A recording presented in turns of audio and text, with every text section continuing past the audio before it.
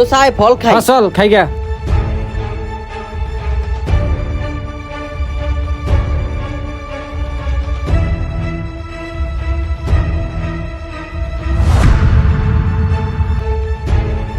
কি ব্যাপার, বলা নাই কয়া নাই আইসে ফল খাওয়া শুরু করছে।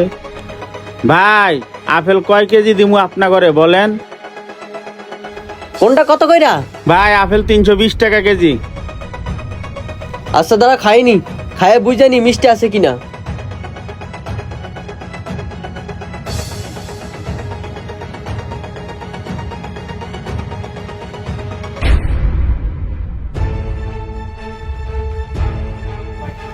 রিয়াজ খাবি রে? এই যে ল।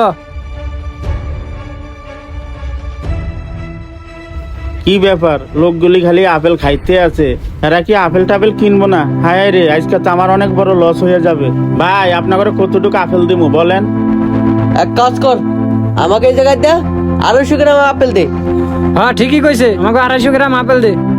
কি কইলেন ভাই, 250 গ্রাম আপেল দিতে?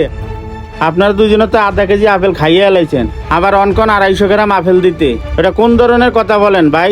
আপেল নিতে হইলে 3 কেজি আপেল নিতে হবে, না হইলে যা খাইছেন আমার আপেলের দাম দিয়া যান।